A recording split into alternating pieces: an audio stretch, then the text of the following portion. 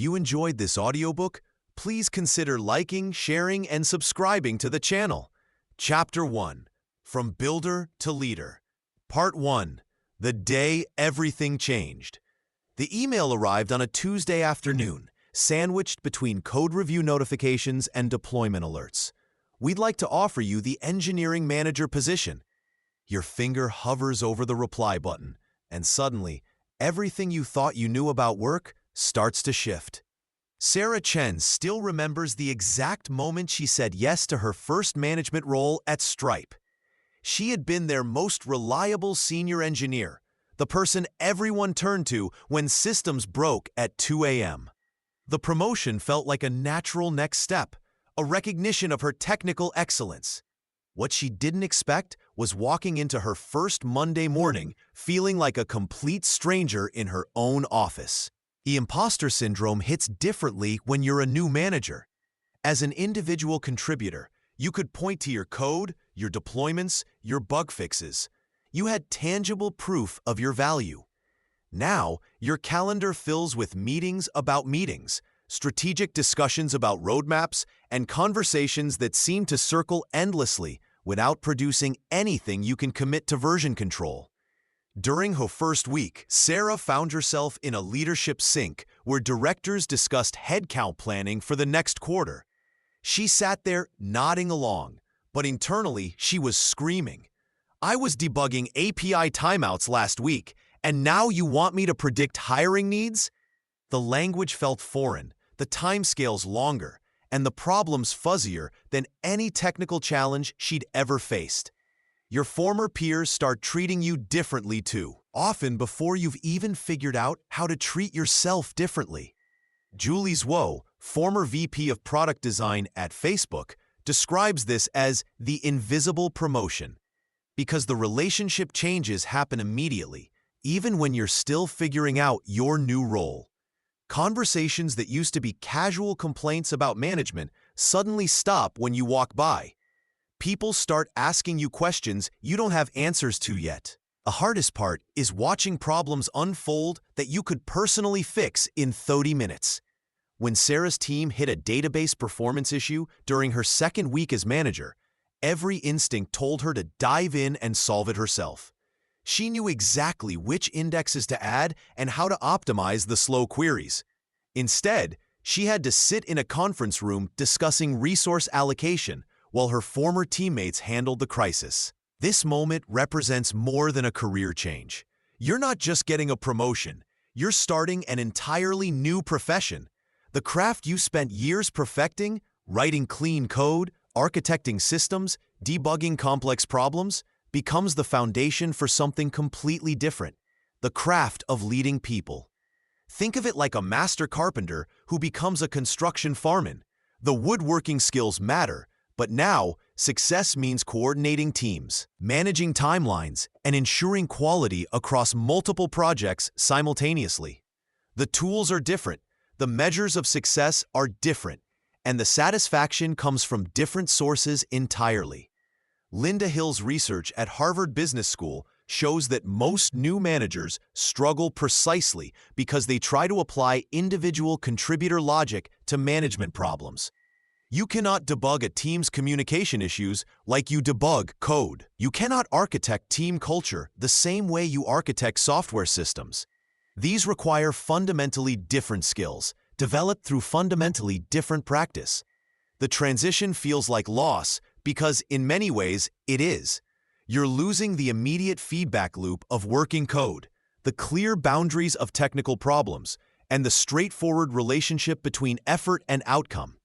But you're gaining something else, the ability to multiply your impact through others, to solve problems at a scale no individual contributor can reach, and to help people grow in ways that extend far beyond any single project. Part 2. Letting go of the keyboard. Most new engineering managers never stop typing.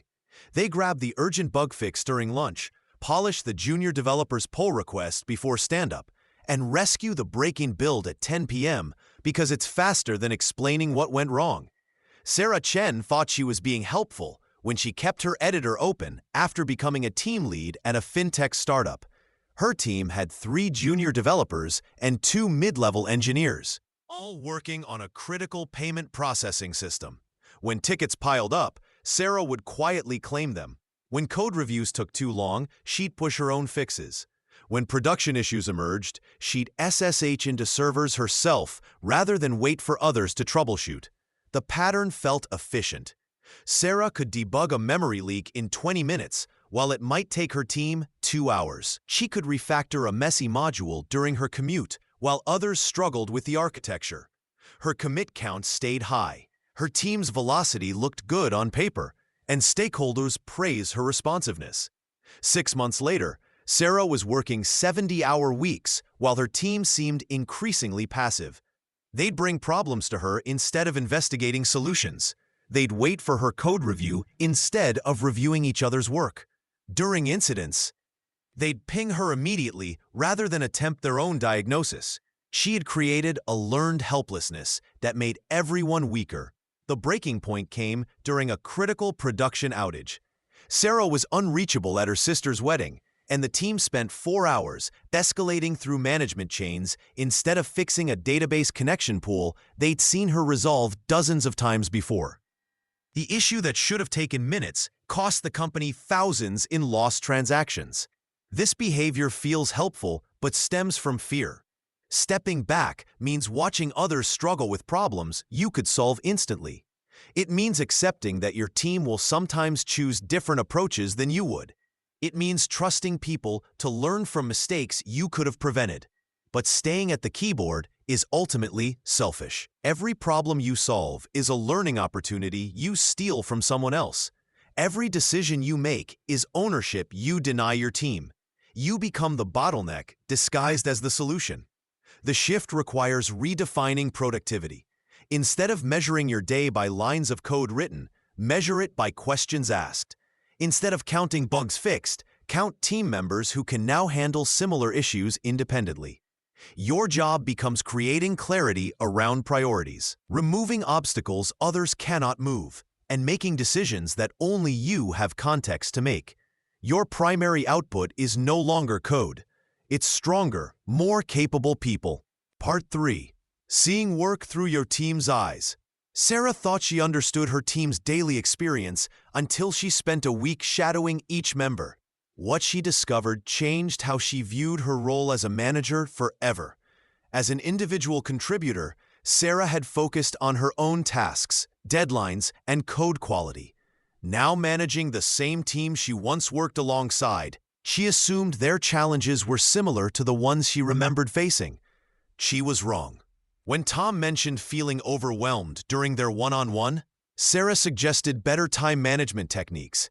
When Lisa seemed disengaged in stand-up meetings, Sarah attributed it to lack of motivation. These surface-level observations missed the real story. The breakthrough came when Sarah decided to shadow each team member for half a day. She sat next to Tom as he juggled 3 different stakeholders, each claiming their feature was the highest priority. She watched him receive conflicting guidance from product management in the morning and engineering leadership in the afternoon. By lunch, Tom had started and stopped work on 4 different tickets. The issue wasn't time management. Tom was drowning in unclear priorities and contradictory direction. Lisa's apparent disengagement told a different story when viewed up close. During meetings, Sarah noticed Lisa's ideas being interrupted or dismissed by more vocal team members. When Lisa did speak, her suggestions were often attributed to others later in the conversation. Her quiet demeanor wasn't lack of motivation. It was learned helplessness from months of feeling unheard. The previous manager had unknowingly created an environment where only the loudest voices mattered. These observations transformed Sarah's approach to leadership. Instead of assuming she knew what people needed, she started asking different questions. Rather than, "How can I help you be more productive?" she asked, "What gets in your way during a typical day?" Instead of, "Are you happy with your work?" she asked, "What would need to change for you to feel more effective?" The patterns became clearer through patient observation. David thrived with detailed context, but struggled when given vague directions. Maria needed time to process information before providing input. making rapid-fire decision meetings ineffective for her. Jake carried emotional baggage from a previous manager who had micromanaged him, causing him to interpret any guidance as criticism. Sarah learned that effective leadership meant seeing work through her team's actual experience, not her assumptions about it. She discovered that her job wasn't to fix people, but to remove the obstacles preventing them from doing their best work. This required constant curiosity about their perspective and genuine interest in understanding their world. The most powerful tool became her willingness to listen without immediately jumping to solutions, creating space for people to share what was really happening in their daily experience. Part 4. Redefining what winning means. Most new managers stumble into a trap. They measure their worth the same way they did as individual contributors, counting the features they shipped and bugs they fixed. Mark Chen discovered this the hard way during his third month as an engineering manager at a financial services startup. His previous role as a senior developer had trained him to equate productivity with personal output. The rush of solving a complex algorithm or shipping a critical feature had become his definition of a successful day. But management felt different, slower, less tangible. When his team struggled with a particularly thorny API integration, Mark's instincts kicked in. He stayed late, rewrote the problematic code, and had it working by morning. His team arrived to find the problem solved, thanked him, and moved on to other tasks. Mark felt satisfied for about an hour. 2 weeks later, the same pattern emerged with a database performance issue. Once again, Mark jumped in personally. The immediate gratitude felt good, but something nagged at him. During his next one-on-one with Lisa, one of his most promising developers, she mentioned feeling stuck on challenging problems. "I never get to work through the hard stuff anymore," she said quietly. "You always handle those parts." This conversation forced Mark to confront an uncomfortable truth. His definition of winning was actively preventing his team from growing. Every time he swooped in to save the day, he robbed someone else of the chance to develop their skills. He was optimizing for short-term relief while creating long-term dependency. Julie Zhu, former VP of Product Design at Facebook, describes this shift in her book, The Making of a Manager. She explains that the satisfaction of individual achievement must be replaced by something deeper but less immediate: the joy of watching others succeed. This transition feels counterintuitive because it requires patience in a profession that rewards quick fixes. The new metrics took time for Mark to appreciate. Instead of counting his own commits, he started tracking different indicators. How many critical problems could his team solve without escalating to him? Were people taking on challenges they previously avoided? Did anyone get promoted or receive recognition for work they owned completely? 6 months later, Mark watched Lisa present a solution to the same type of API problem that had stumped the team earlier. She had researched 3 different approaches, consulted with the platform team, and implemented something elegant and maintainable. The presentation took 20 minutes. The research and implementation had taken 2 weeks, but Lisa's confidence in tackling complex problems had grown exponentially. That moment redefined winning for Mark. His legacy wouldn't be the emergency fixes he had contributed, but the capable people and robust systems that could function and improve without his constant intervention. Chapter 2. Your First 90 Days in the Role. Part 1. Listening before leading. Your instinct might be to walk into your first week with a game-changing strategy. But hold that thought. What if the smartest leaders actually start by becoming the best listeners in the room? Sarah Chen learned this lesson the hard way. Fresh into her engineering manager role at a fintech startup, she spent her first 3 days crafting a comprehensive plan to modernize their legacy codebase. She presented it on Thursday to a room full of polite nods and vacant stares. Later, she discovered the team had already attempted 2 similar modernization efforts that failed spectacularly, burning out 3 senior developers in the process. The problem was not her technical vision. The problem was that she had tried to lead before she learned to listen. Think of your first month as an investigative journalist rather than a CEO. Your job is to understand the story that was being written before you arrived. Every team has a history, and every person carries context you cannot see on org charts or Slack channels. The developer who seems resistant to new ideas might have watched promising initiatives get canceled midstream. The quiet person in stand-ups might hold the most institutional knowledge. Structure these early weeks as a deliberate listening tour. Schedule one-on-ones with every team member, not to give direction, but to gather intelligence. Ask questions that open doors rather than close them. Instead of, "What are our biggest problems?" try, "What would you change if you could wave a magic wand?" Instead of, "Why does this process exist?" ask, "What was happening when this process was created?"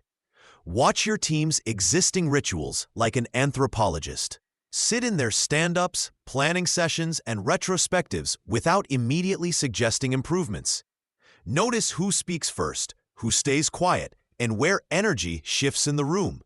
These observations tell you more about team dynamics than any status report. Pay attention to trust signals. When people share frustrations openly, trust is building. When conversations stay surface level despite your encouragement, trust needs more time. Julie Zhuo from Facebook discovered that team members would test new managers with small pieces of sensitive information, watching how it was handled before sharing bigger concerns.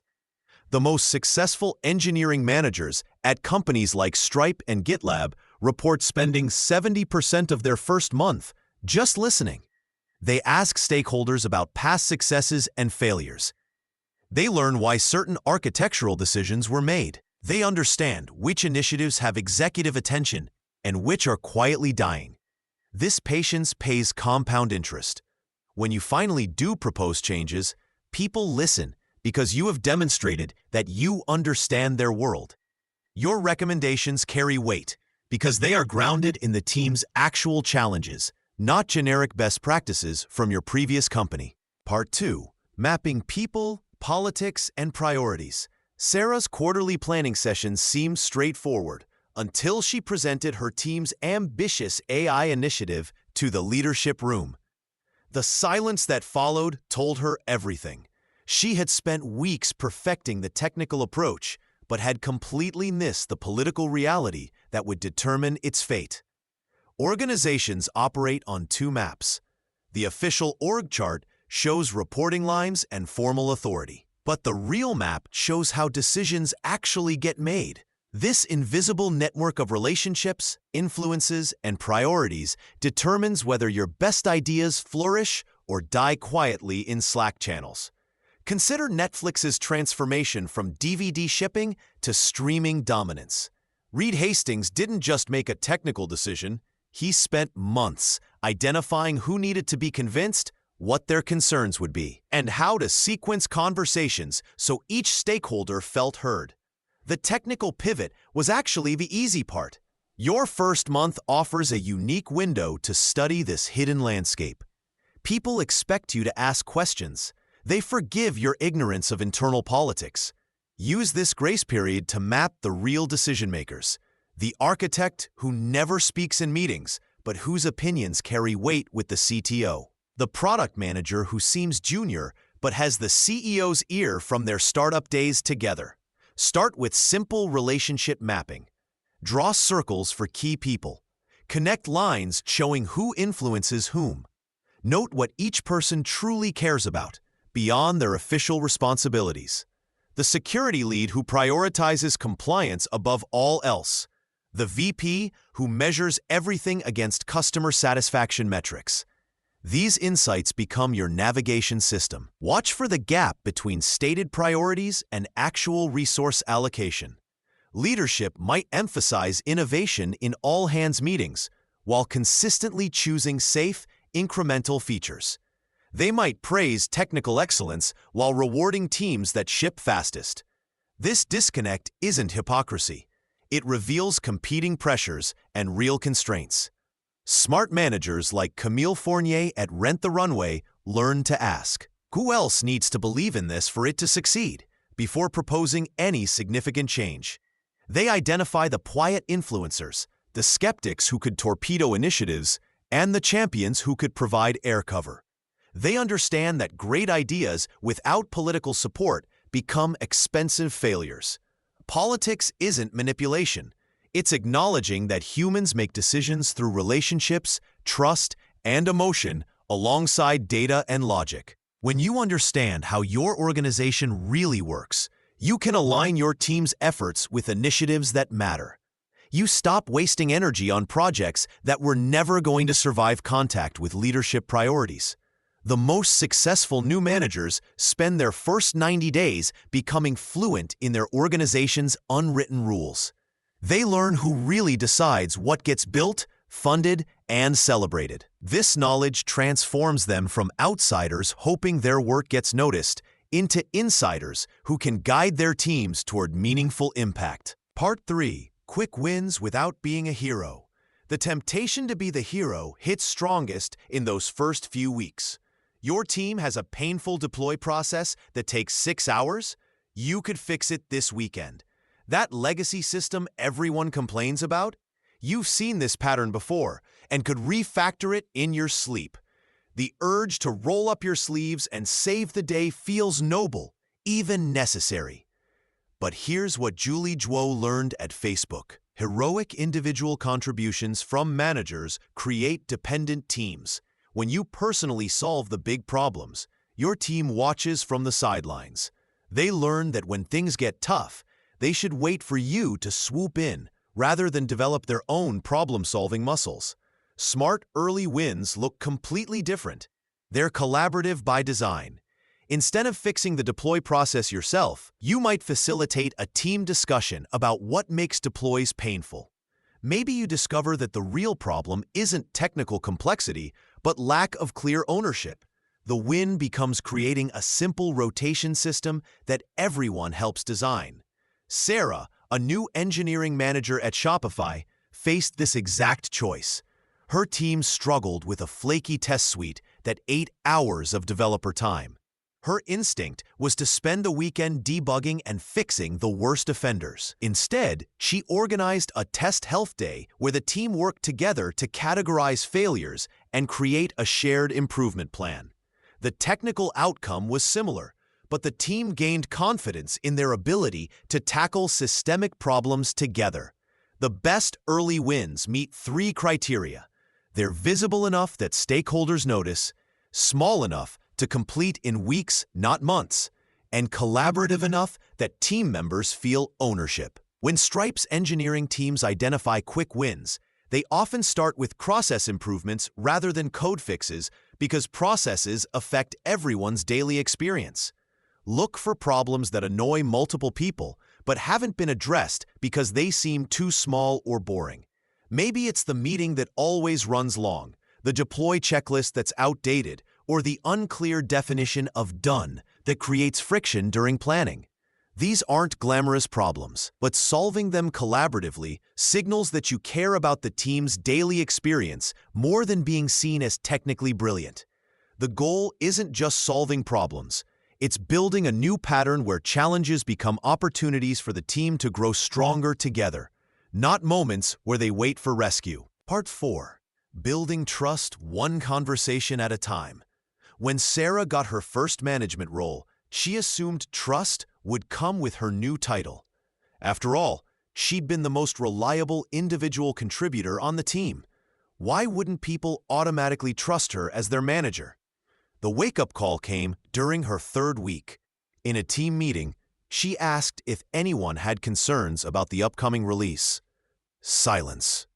Later, she discovered through another team member that people were genuinely worried about a critical dependency, but nobody felt comfortable speaking up. The trust she thought came with her promotion simply didn't exist. Trust operates like a bank account in those crucial first 90 days. Every interaction either makes a deposit or a withdrawal. Being 5 minutes late to a one-on-one might seem trivial, but it withdraws from your trust account. Following through on that small commitment you made about updating the team's documentation makes a deposit. Andy Grove from Intel understood this deeply. He treated his one-on-ones as sacred appointments, never canceling unless absolutely necessary. When he had to reschedule, he explained why and immediately offered alternatives. These small behaviors signaled to his team that their time and concerns mattered. The most powerful trust-building tool isn't grand gestures or impressive technical solutions. It's the weekly one-on-one conversation. But here's where most new managers stumble. They turn these meetings into status updates instead of genuine connections. Instead of asking, "How's the project going?" try asking, "What's frustrating you most this week?" or "What would make you excited to come to work on Monday?"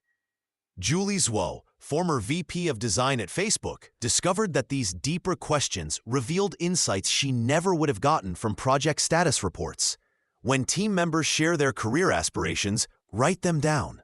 Follow up in future conversations. Show that you remember what matters to them beyond just their current tasks.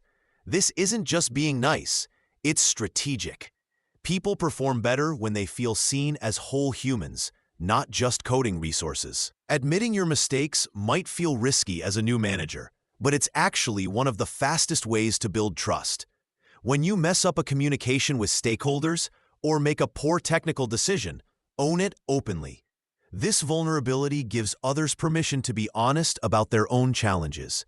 Patrick Lencioni's research with hundreds of teams shows that trust isn't built through team-building exercises or trust falls. It's built through repeated interactions where people feel psychologically safe to share their real thoughts, mistakes, and concerns. Trust accumulates slowly through dozens of small conversations where people leave feeling heard rather than managed. Chapter 3: Managing the Work, Not Just the Tasks. Part 1: Turning Chaos into Clear Goals. Sarah Chen stared at her monitor, displaying 47 open support tickets, 3 urgent feature requests, and a Slack channel exploding with questions. Her team had been working 12-hour days for months, yet stakeholders kept asking when things would be fixed. Everyone was busy, but nobody could explain what they were actually achieving. This scenario mirrors what engineering teams at Netflix experienced in 2011. Despite having talented engineers working around the clock, they struggled to deliver meaningful improvements. The company was drowning in reactive work until they implemented quarterly business reviews that forced every team to articulate their impact in plain language. This shift from activity to outcome transformed how they approached work. Most teams mistake motion for progress. Think of it like a hamster wheel. Lots of energy expended, but no distance covered. When your team operates in permanent firefighting mode, you create what Linda Hill calls the tyranny of the urgent. Everything feels critical because nothing has been properly prioritized. The first step is translating business requests into human language. When stakeholders say improve user experience, ask specific questions. What does better look like? How will we know when we have achieved it? Netflix's teams learned to convert vague asks like make the platform more reliable into concrete targets like reduce video startup failures to under 0.5%. Create what Andy Grove calls objectives and key results, but keep them simple. For one quarter, your team might focus on reducing customer support tickets by 30%, rather than juggling 15 competing priorities. Write this goal on a whiteboard where everyone can see it. When new requests arrive, ask whether they help achieve this outcome. Julie Zhuo suggests the clarity test. Can a random team member explain what success looks like this quarter? At Facebook, she found that teams with clear, shared goals made faster decisions because individuals could evaluate their daily choices against the bigger picture. They stopped asking, "Should I work on this?" and started asking, "Does this help us reach our goal?" Transform your stand-up meetings from status updates into alignment checks. Instead of, "What did you work on yesterday?" ask, "What progress did we make toward our quarterly goal?" This small change forces people to connect their tasks to outcomes. The magic happens when your team stops needing you to make every decision.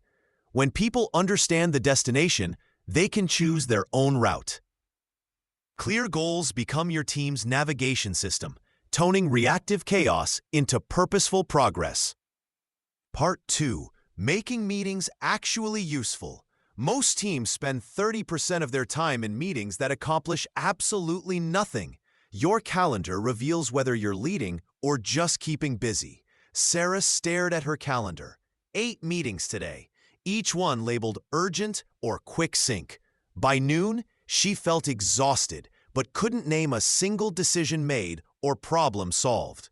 Her team looked equally drained during their afternoon stand-up. Mechanically reciting yesterday's tasks while checking phones. This scenario plays out in companies everywhere. Airbnb's engineering teams once spent so much time in meetings that actual coding became an evening activity. When they audited their meeting culture in 2019, they discovered that 60% of their recurring meetings had no clear purpose. The solution wasn't more meetings or better agendas. It was ruthless elimination. Every meeting should answer one simple question: what happens if we don't have this? If nothing changes, cancel it immediately. The remaining meetings must serve exactly one purpose: make a decision, align on direction, or learn something specific. Transform your stand-ups first. Instead of status reports, ask, what's blocking our progress toward this sprint's goal? When someone mentions a blocker, assign ownership immediately. If there's nothing blocking anyone, end the meeting in 5 minutes. Spotify's engineering teams shortened their stand-ups from 30 minutes to 8 minutes using this approach, freeing up 22 minutes daily for actual work. Planning meetings need clear exit criteria. Before starting, state exactly what decision needs making and who makes it.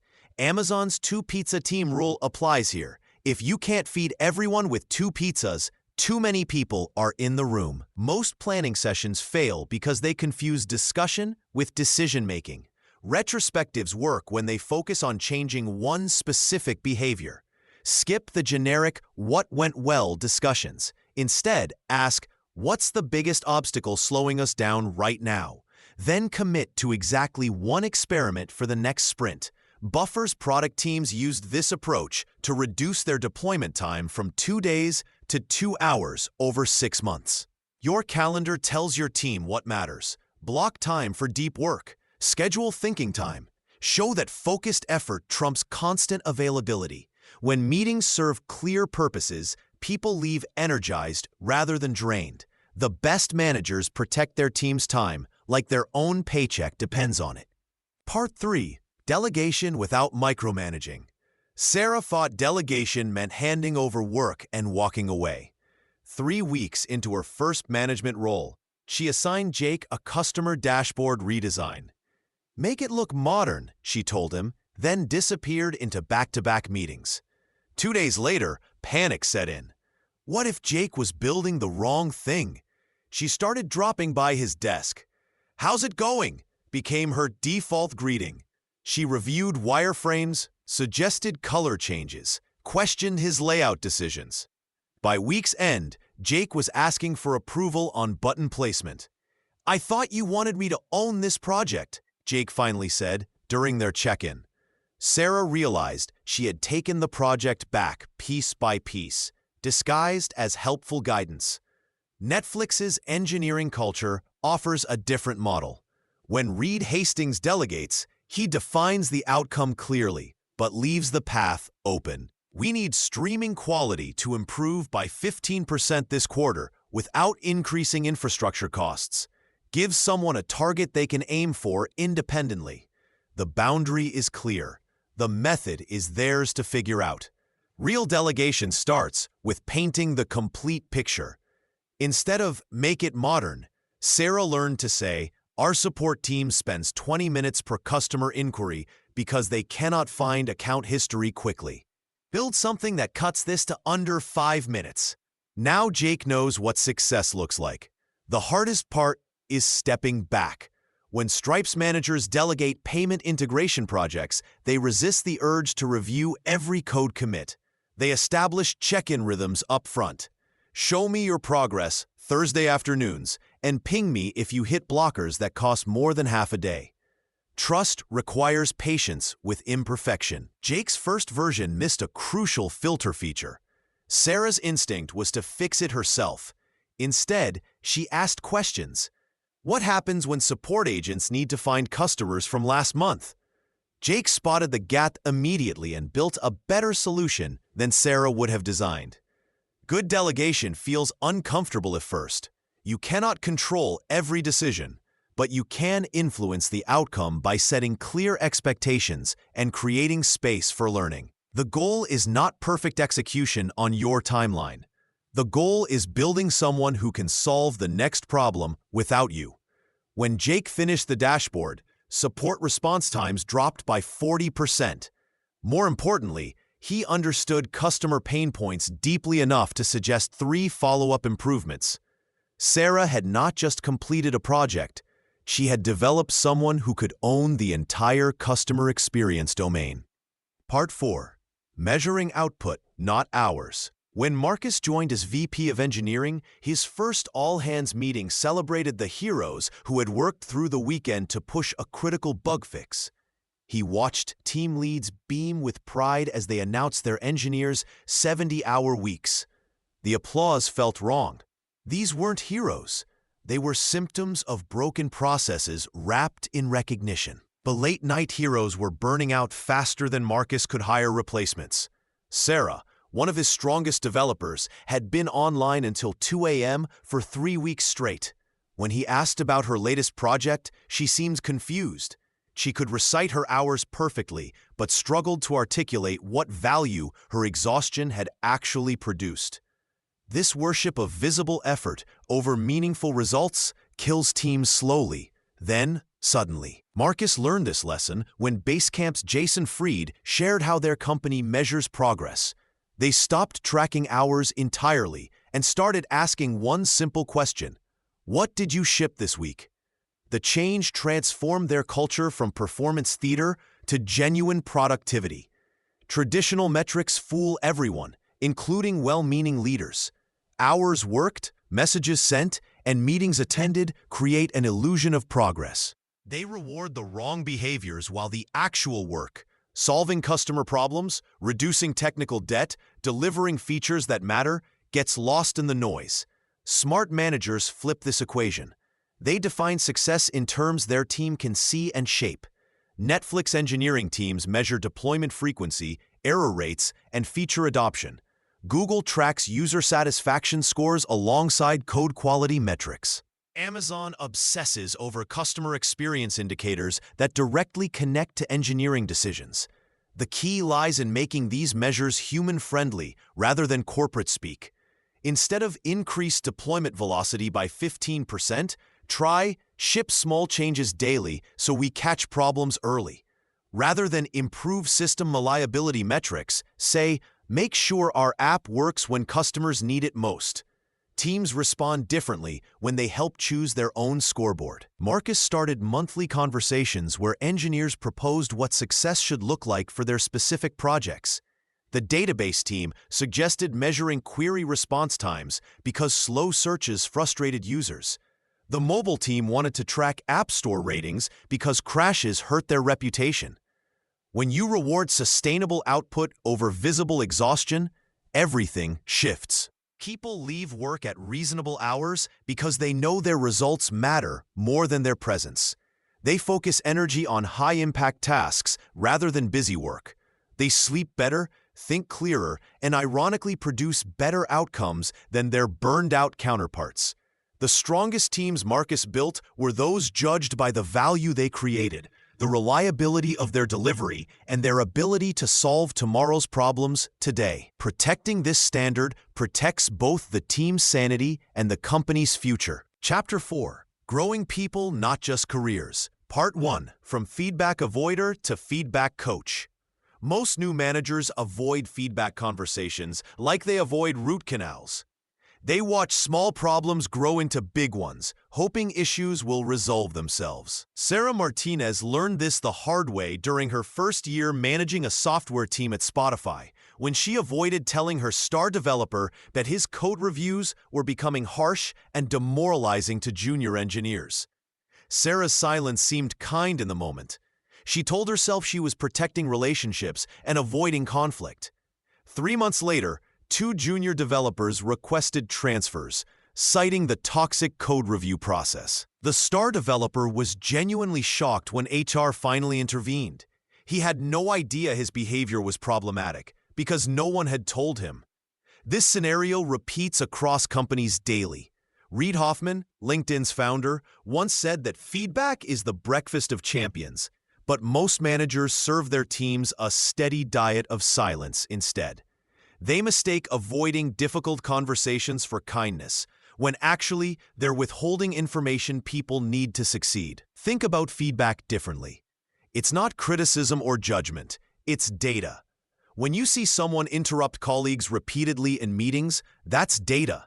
When their presentations consistently run over time, that's data. When their code is brilliant, but their documentation is sparse, that's data.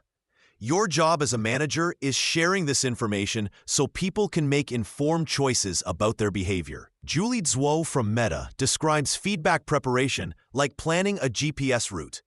You need a specific starting point, clear destination, and suggested path forward. Instead of saying, "You need to communicate better," try, "In yesterday's stand-up, you mentioned blockers but didn't specify what help you needed. Could you be more specific about your asks going forward?" The best managers balance appreciation with requests for change.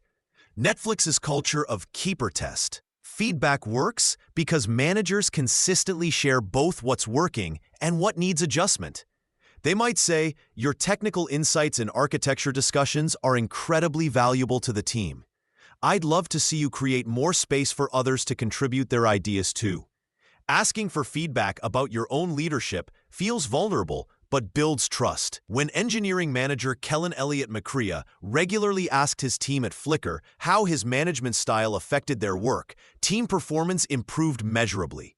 People felt safer sharing concerns when they saw their manager actively seeking input. The goal isn't perfect conversations, it's consistent ones. Small, timely feedback prevents the need for dramatic interventions later. Think of yourself as a feedback coach rather than a feedback judge, helping people see their blind spots so they can grow into their potential. Part 2. Handling tough talks and tough performers. Sarah noticed her best programmer growing quieter in meetings, while her most vocal team members' interruptions increased. The signs had been there for weeks, but she hoped things would improve naturally. They didn't.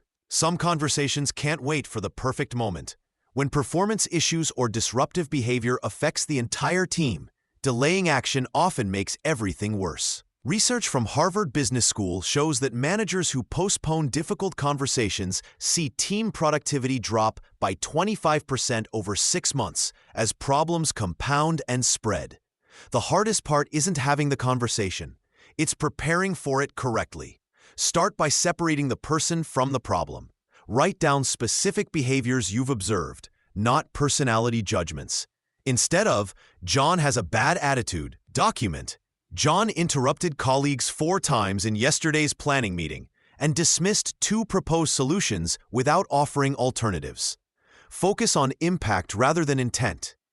When Netflix's engineering teams restructured in 2018, managers learned to address behavior by describing its effects on others.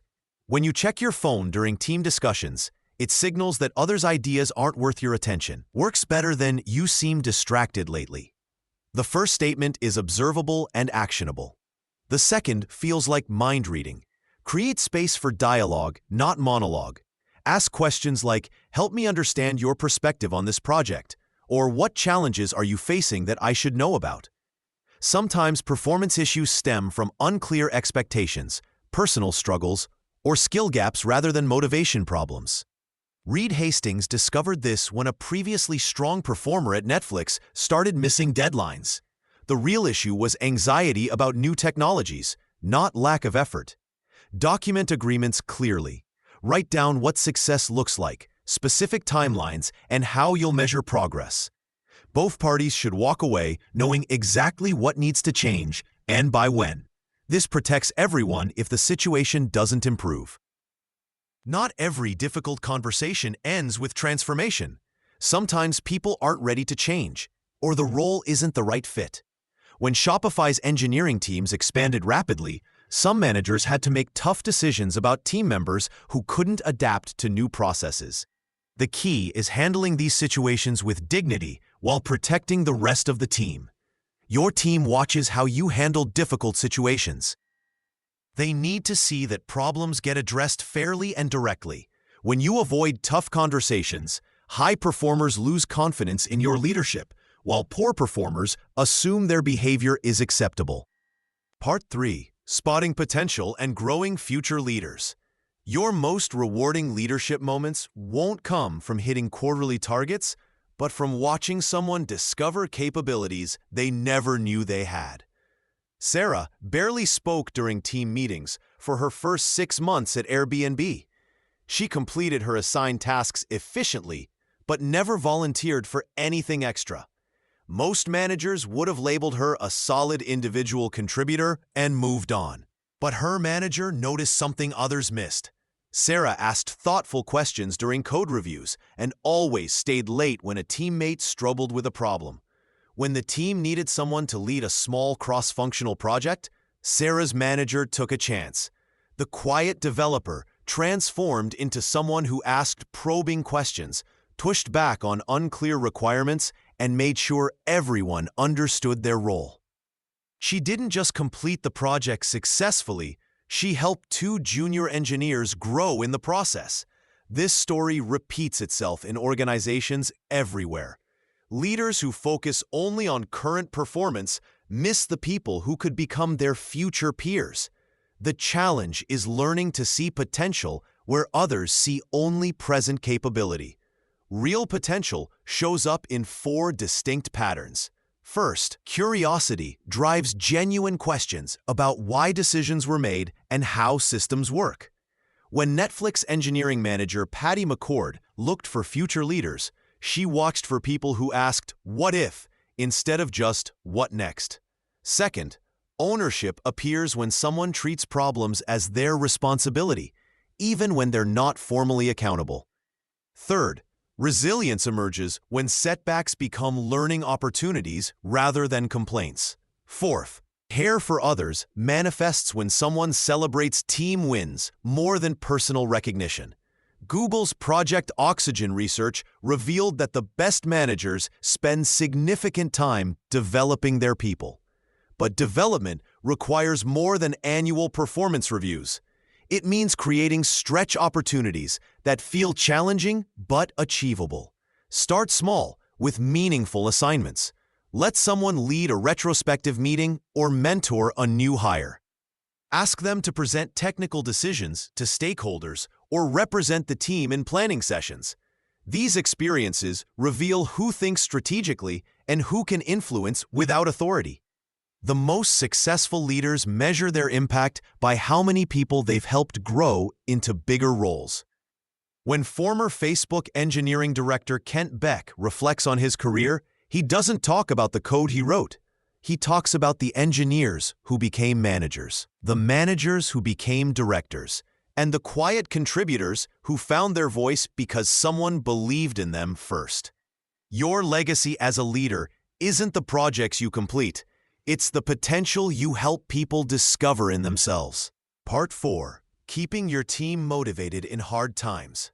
3 weeks into the toughest quarter in company history, Sarah watched her team's energy drain away like water from a cracked bowl. The product launch had been delayed twice. 2 major clients had pulled out, and rumors of layoffs circulated through Slack channels faster than actual work updates. During Monday's team meeting, the silence felt heavy. When Sarah asked for updates, she got mumbled responses and averted eyes. Her instinct was to offer cheerful reassurance.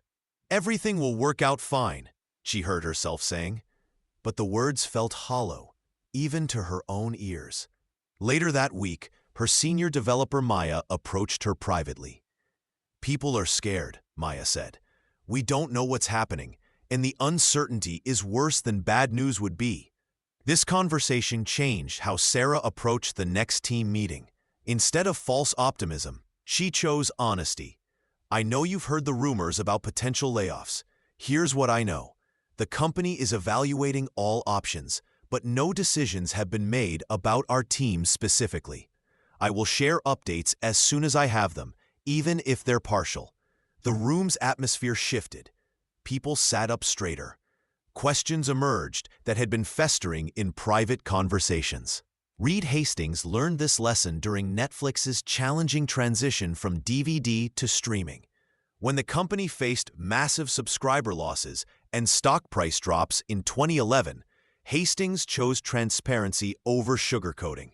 He acknowledged mistakes openly, shared what the leadership team was learning, and maintained focus on the mission that still mattered. The honesty, though painful, kept talented people engaged during the company's most uncertain period. Sarah began protecting small spaces for progress amid the chaos. She carved out 30 minutes each week for the team to share what they had learned, regardless of project outcomes. She celebrated when junior developer Tom figured out a particularly tricky algorithm, even though the larger feature remained stalled. When external pressure mounted, Sarah found herself staying late to shield her team from unnecessary urgency. She filtered requests from other departments, turning frantic emergency demands into reasonable timelines when possible. The breakthrough came when Sarah started sharing her own uncertainty. I don't have all the answers, she admitted during a particularly difficult week, but I'm committed to facing this alongside you, and I believe the work we're doing still matters. Research from Harvard Business School professor Linda Hill shows that teams led by managers who acknowledge difficulty while maintaining purpose outperform those led by either pessimists or false optimists. People don't need certainty from their leaders. They need honesty, connection, and the sense that their contributions have meaning, even when outcomes remain unclear.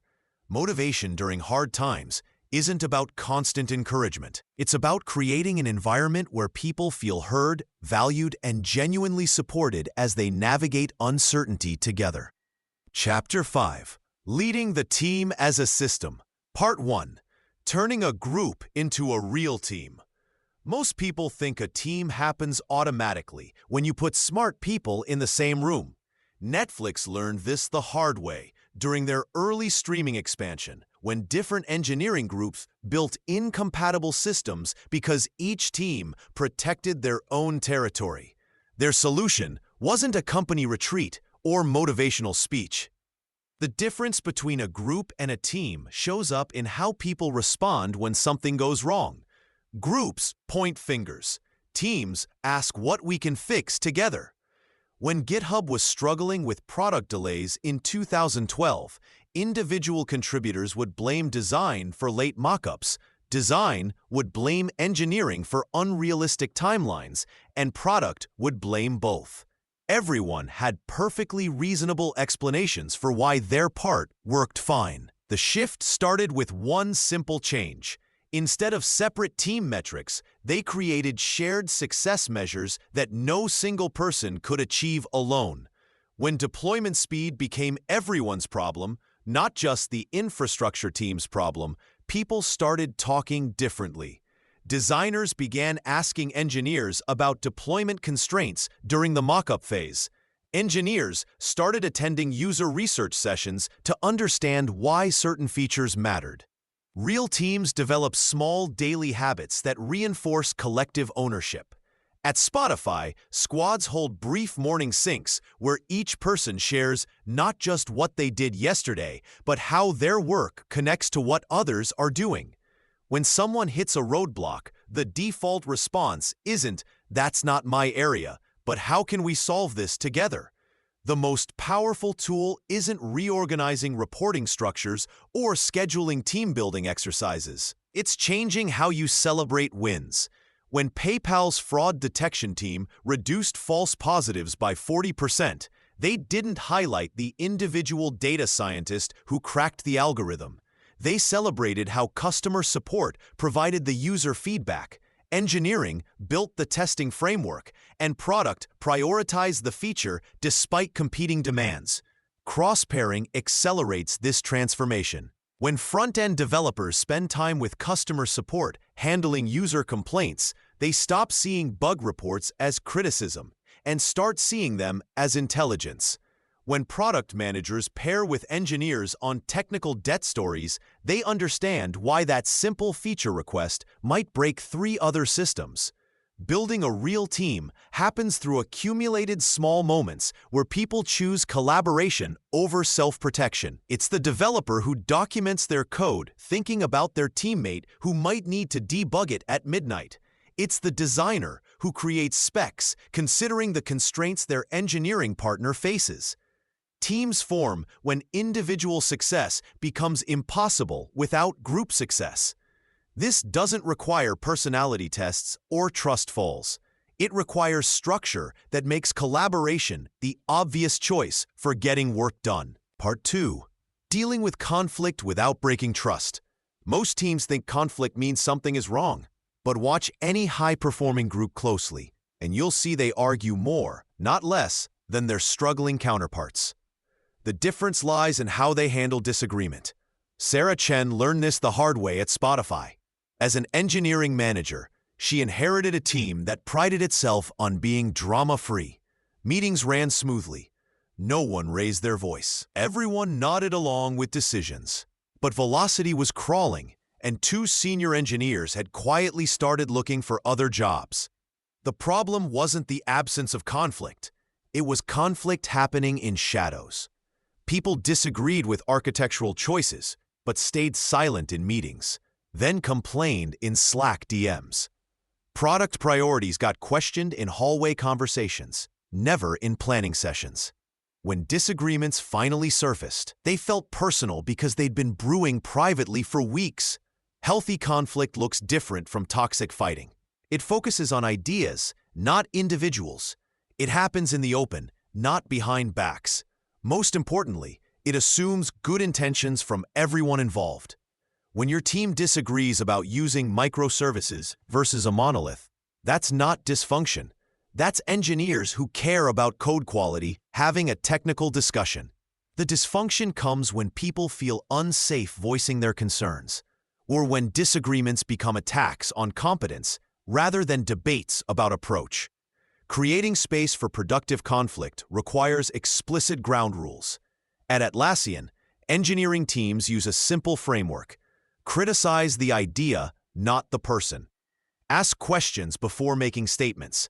Assume positive intent until proven otherwise. These aren't revolutionary concepts, but they need to be said out loud and reinforced consistently. The manager's role during disagreements isn't to play judge or pick sides immediately. It's to ensure everyone feels heard before moving toward resolution. Sometimes that means slowing down a heated discussion and asking each person to restate what they think the other side is arguing. Often, conflicts dissolve once people realize they're actually agreeing on goals, but disagreeing on methods. When 2 team members locked horns over code review standards, Sarah didn't impose a solution right away. She asked each person to explain their underlying concerns. The senior engineer worried about shipping bugs. The junior developer felt overwhelmed by perfectionist feedback. Once these real issues surfaced, the team could design review guidelines that addressed both concerns. Trust actually grows through well-handled conflict, not despite it. Teams that work through disagreements together prove they can handle hard conversations without falling apart. They learn each other's thinking patterns and build confidence that problems will get addressed directly rather than festering in silence. The goal isn't eliminating conflict. It's creating conditions where disagreement strengthens rather than fractures your team. Part 3. Leading through change and uncertainty. When Marcus took over the platform team at Dataflow, he thought the hardest part was behind him. After months of building trust and resolving conflicts, his team had finally found their rhythm.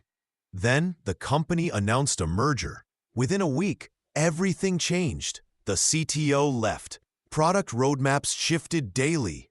Half the team worried about redundancies, while the other half speculated about promotions. Marcus watched his carefully built team dynamic crumble as people retreated into self-preservation mode.